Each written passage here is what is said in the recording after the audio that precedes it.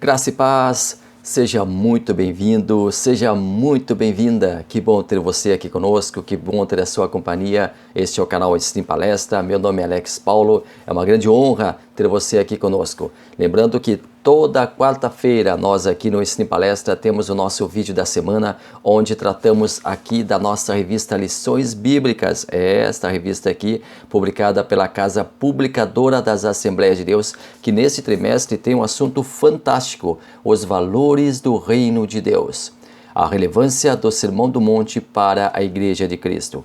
O Sermão do Monte é o assunto que nós estaremos analisando. Aliás, já começamos a analisar na primeira lição, que foi a semana passada, e continuaremos durante todos os meses de abril, maio e junho, trabalhando sobre este precioso sermão que Jesus Cristo proferiu e tirando dele lições valiosas, lições extraordinárias para o nosso dia a dia, para o nosso cotidiano, trazendo para a prática. É um trimestre praxis, é um trimestre pragmático que nós estamos vivenciando aqui. Um trimestre pragmático onde nós estaremos trabalhando, estudando, analisando e, acima de tudo, nós estaremos crescendo. Porque o objetivo das nossas lições bíblicas, o objetivo do nosso ensino sistemático, o objetivo do nosso canal Ensino em Palestra é o crescimento espiritual.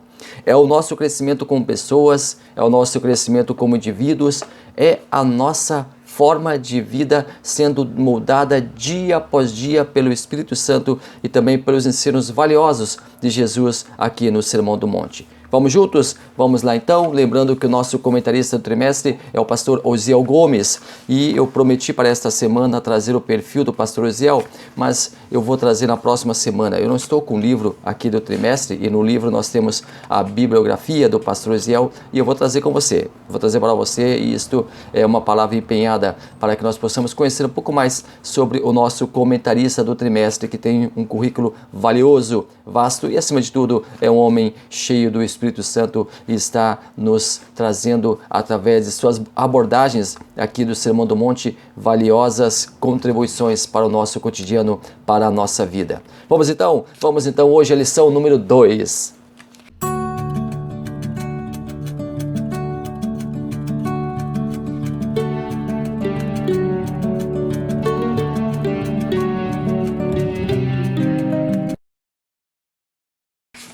Lição 2. Sal da terra, luz do mundo. Estou aqui com a minha revista. Você que ainda não adquiriu a sua revista já pode fazer também. Você que com certeza estuda a palavra de Deus. Você que com certeza assiste o canal Ensino em Palestra e gosta de ler as lições bíblicas. E você também que é de outras religiões, de outras culturas religiosas, de outras denominações evangélicas, enfim, independente da sua matriz religiosa. Muito obrigado pela sua companhia aqui conosco. Espero que este vídeo agregue à sua vida, agregue ao seu conhecimento, agregue ao seu intelecto. Humildemente, essa é a nossa oração. Nossa lição número 2, sal da terra, luz do mundo. Na nossa revista nós temos o texto áureo, nós temos a verdade prática, nós temos a leitura diária e nós temos também a leitura bíblica em classe, que encontra-se em Mateus capítulo 5, versículos 13 ao 16. Aliás, é o seguinte, eu não costumo ler, eu não costumo fazer leitura do texto, mas eu sempre faço referência, sempre digo que é muito bom você ler o texto, que é muito bom você ter ele na sua Bíblia ou na sua revista e ali meditar no texto. Mas hoje eu vou fazer a leitura. Vós sois o sal da terra, e se o sal for insípido, como se há de salgar? Para nada mais presta, senão para se lançar fora e ser pisado pelos homens. Vós sois a luz do mundo. Não se pode esconder uma cidade edificada sobre um monte. Nem se acende a candeia e se coloca debaixo do alqueire, mas no velador, e dá a luz e a todos que estão na casa. Assim resplandeça a vossa luz diante dos homens, para que vejam as vossas boas obras e glorifiquem o vosso Pai que está nos céus. Aqui Jesus Cristo já faz, usando uma linguagem tecnológica, uma linguagem de hoje, um link entre a luz diante dos homens e as boas obras. Nós já temos aí uma boa base para o nosso estudo de hoje, que começa no primeiro tópico: o sal tempera e conserva. E aqui nós temos 3 subtópicos a serem abordados: definição, a importância do sal e o cristão como sal. Mas antes de mais nada, nós temos que entender que ser sal da terra e luz do mundo é guardar a sã doutrina. Já vamos direto ao assunto, já vamos direto ao ponto. A doutrina santa é uma responsabilidade atribuída aos servos do Senhor. Eles são responsáveis por manter a igreja preservada de falsos ensinamentos disseminados entre os santos. O que é o sal? O sal é uma substância cristalina. O sal é uma substância ordinariamente branca, solúvel em água e crespitante ao lume. Trata-se do cloreto de sódio, que se pode encontrar na água do mar ou em algumas massas sólidas. O sal é usado como condimento para temperar as refeições e para a conservação de carnes. E uma curiosidade sobre o sal é que lá no Império Romano, os soldados eram remunerados com uma porção de sal. Daí nós temos a palavra salário, ou no latim salarium. A remuneração dos soldados romanos, isso durou durante todo o Império Romano, era com uma porção de sal. E naquela época o sal era tão valioso, era tão caro, que o salário, que a remuneração daqueles soldados, com absoluta certeza compensava e muito. O sal era usado como cicatrizante, era usado na cicatrização de ferimentos e de machucados. O sal era usado como tempero, era utilizado para melhorar a qualidade, o sabor dos alimentos. O sal era usado como conservante, ele era necessário para a conservação dos alimentos, sobretudo a carne. Além dessas características que eu citei para você, o sal ele tinha uma envergadura ainda maior. Ele se revestia de uma importância ainda maior, mais sólida para os romanos, porque era considerada por eles, o sal era considerado por eles como um verdadeiro presente dos deuses, ou na verdade, presente de uma deusa em específico, a deusa da saúde. Hoje nós conhecemos o sal e o sal é corriqueiro. O sal hoje, em qualquer lugar nós encontramos sal. O valor do sal comparado ao valor de outros alimentos não é dispendioso. E o sal hoje serve para temperar, para guardar, para preservar. E aqui preservar diz respeito ao cuidado, e agora nós já estamos indo para o lado espiritual, o cuidado em manter uma doutrina saudável. E nós aqui podemos inclusive citar Paulo, quando ele fala para Timóteo, seu amigo, o seu discípulo Timóteo, lá na segunda carta de Paulo a Timóteo, capítulo 3, versículo 14, que diz assim: Tu, porém, permanece naquilo que aprendeste e de que foste inteirado, sabendo de quem o tens aprendido. Sal serve para temperar. E aqui na nossa revista, eu não costumo fazer leitura da revista, mas hoje eu vou fazer uma leitura aqui. Podemos dizer que o sal tem a função de dar sabor, pois um alimento na medida certa de sal é saboroso. E aqui é interessante, a medida certa, o tom certo, o momento certo, a hora exata. Tudo tem o seu lugar e a sua vez. Nós já vamos falar sobre isso. Nós já vamos esmiuçar este assunto. Antes nós chegamos aqui ao tópico 2, a luz ilumina lugares em trevas. Primeiro subtópico, conceito físico e metafórico, segundo o cristão como luz. Terceiro, a luz em lugares de trevas. A luz foi o primeiro grande presente de Deus para a humanidade. Lá em Gênesis, no primeiro capítulo, no primeiro versículo, nós começamos a ler. No princípio criou Deus o céu e a terra era sem forma e vazia, e havia trevas sobre a face do abismo, e o Espírito de Deus se movia sobre a face das águas. E disse Jesus, ou melhor, disse Deus, na verdade, Pai, Filho e Espírito Santo estavam juntos durante a criação do universo. Estavam juntos durante a criação de todas as coisas. Mas, seguindo o texto, e disse Deus, haja luz e houve luz. Haja luz e houve luz. Podemos entender, então, a luz como uma dádiva divina. Tão corriqueiro, tão banal, nós estarmos iluminados por uma luz artificial, por exemplo, a energia elétrica. Mas quando falta essa luz, quando nós ficamos no escuro, isso nos incomoda. Nós saímos imediatamente à procura de uma outra fonte de luz, uma lanterna, uma vela, para que logo a escuridão se dissipe, para que logo as trevas se dissipem. Nós não queremos ficar no escuro. Nós queremos estar na luz. Isto é absolutamente normal. Isto é inteligível. Nós queremos estar na luz. Nós não gostamos de estar nas trevas. É claro que muitas vezes nós preferimos estar a sós, estar em um local mais reservado, estar em um local onde nós podemos meditar e daqui a pouquinho até mesmo ficar no escuro, mas isso é por pouco tempo. Isso é por uma brevidade de tempo.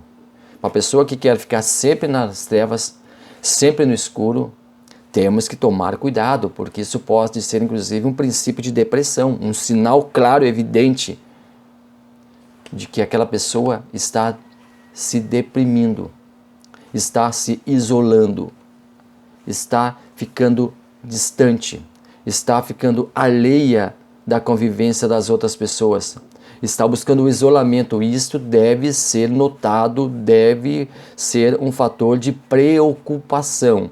Uma pessoa que sempre quer ficar no escuro, uma pessoa que sempre quer ficar reclusa, deve ter sua atenção redobrada para com essa pessoa. Deixa eu abrir um parêntese, porque muitas vezes acontecem muitos fatos aí. Olha, fulano se suicidou, ou melhor, o certo é fulano suicidou, porque suicidar é tirar a própria vida. Fulano matou-se, se matou, acabou com a vida, extinguiu a sua vida, extinguiu a sua existência. Mas será que esse fulano, será que essa pessoa não estava dando claros e evidentes sinais de que isso mais cedo ou mais tarde iria acontecer?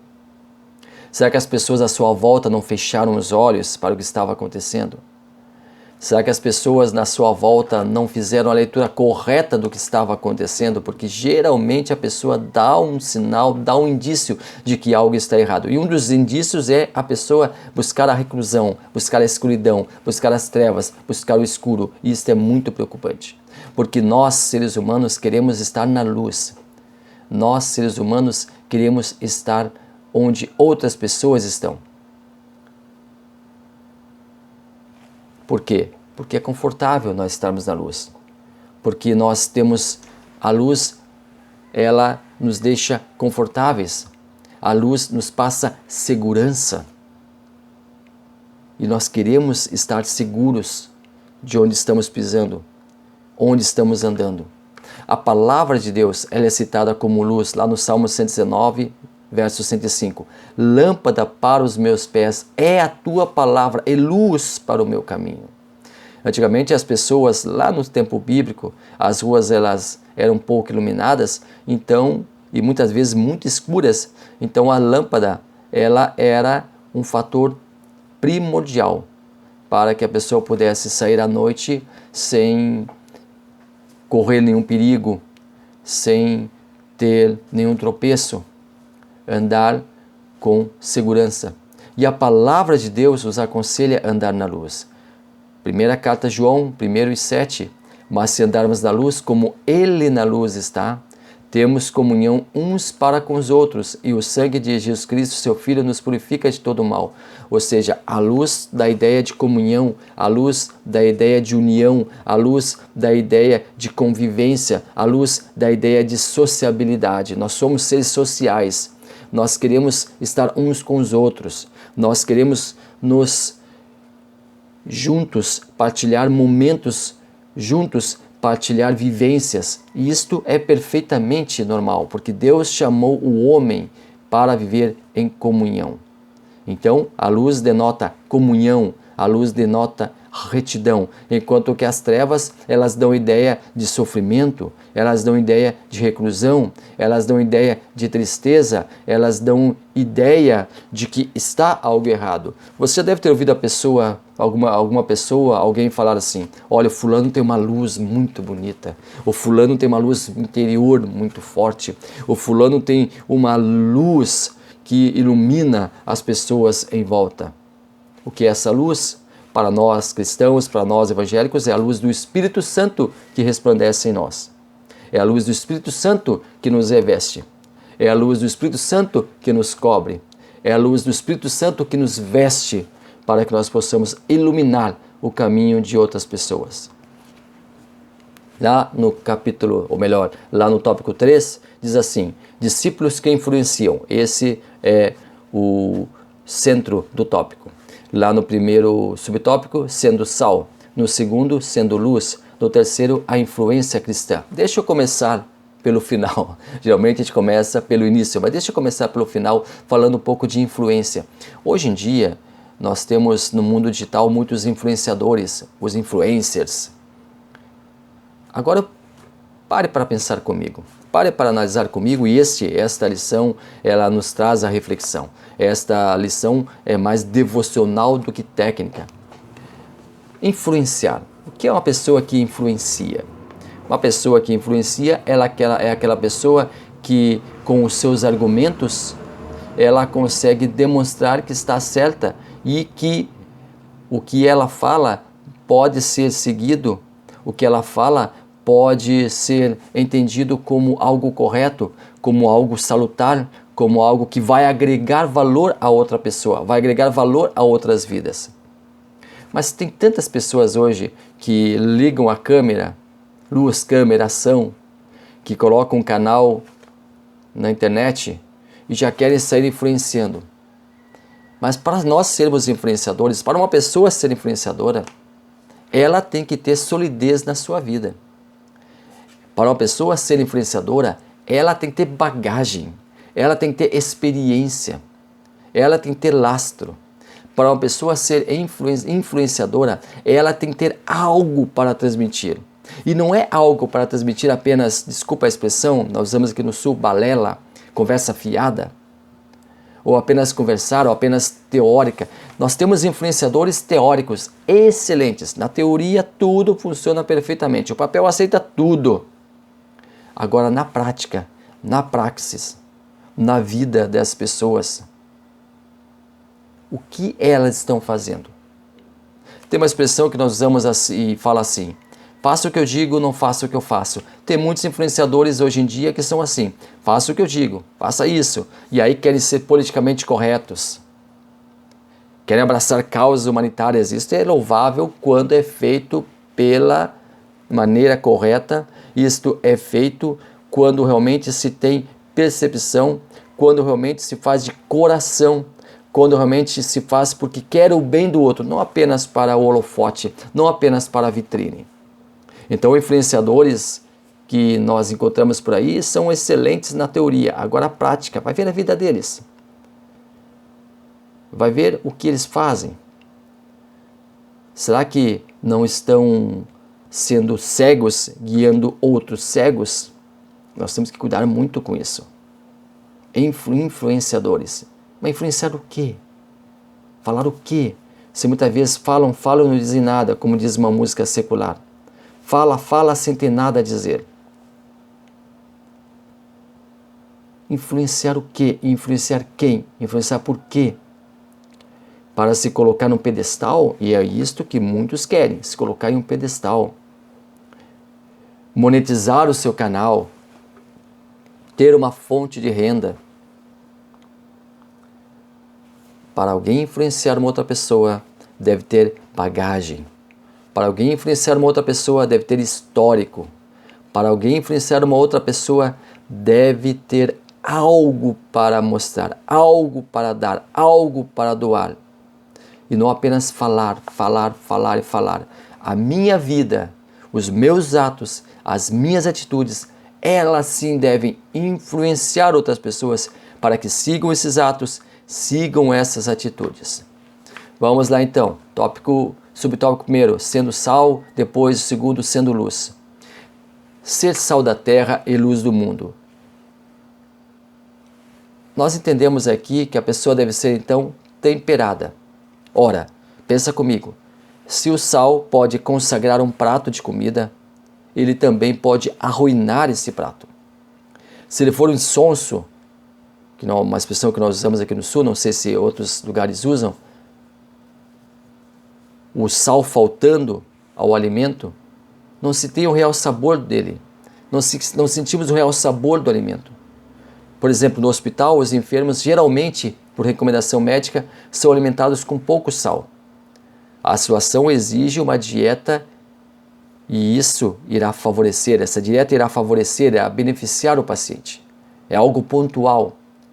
Mas ao se recuperar, ao voltar para casa, esse paciente, ele irá voltar a ter a sua comida devidamente temperada, a não ser por indicação médica em contrário. Por outro lado, uma comida com sal em abundância será impossível de comer. E mais do que isso, é jogada fora. Porque é impossível comer uma comida extremamente salgada. Assim deve ser a nossa vida, temperada, moderada, centrada, centralizada em Cristo. O Mestre não disse para os discípulos: olha, um dia vocês vão chegar a um estágio de serem considerados como sal da terra, como luz do mundo. Não, ele disse: vocês são sal da terra, vocês são luz do mundo. Aqui nós podemos entender que quem chega a Cristo, quem confessa a Cristo, quem aceita Ele como Salvador, quem aceita uma nova vida, ele passa imediatamente a ser considerado como sal da terra e luz do mundo, como tempero ideal para a vida das pessoas. Nós devemos temperar a vida das pessoas. Nós devemos temperar o nosso ambiente, onde nós convivemos com outras pessoas, sendo absolutamente moderados, centrados, centralizados, pessoas que realmente fazem a diferença. Nem fraco, insonso, nem demasia, mas de maneira absolutamente comedida. Assim deve ser a nossa vida. Isto fala das nossas obras, isto fala das nossas atitudes, e o trimestre, como eu já falei, é um trimestre praxis, é um trimestre pragmático, é um trimestre prático. As nossas atitudes, as nossas obras, elas devem ser luz, elas devem brilhar. Nós devemos trazer luz para as pessoas, nós devemos iluminar as pessoas.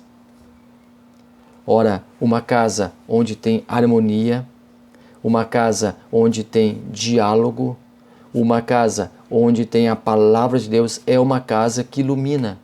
Agora, uma casa onde tem discussão, onde tem xingamentos, onde tem traição, esta casa é treva, densa treva. A nossa vida deve ser luz. Nós, ao sairmos na rua, nós, ao assinarmos um contrato, nós, ao termos um emprego, nós, ao estudarmos, devemos ser luz. As pessoas devem enxergar em nós a luz do Espírito Santo. O semblante nosso deve resplandecer. A nossa vida deve ser uma vida iluminada. Ou seja, nós devemos ser irrepreensíveis, nós devemos ser honestos, nós devemos ser verdadeiros. Tudo isso se espera da luz, tudo isso se espera do sal. Tudo isso se espera de quem é iluminado por Cristo. Tudo isso se espera de quem tem o tempero de Cristo. Que nós possamos influenciar, sermos verdadeiros influenciadores das pessoas. Não apenas com palavras, com gestos, mas com atitudes. E nós vamos estudar muito sobre atitudes nesse trimestre.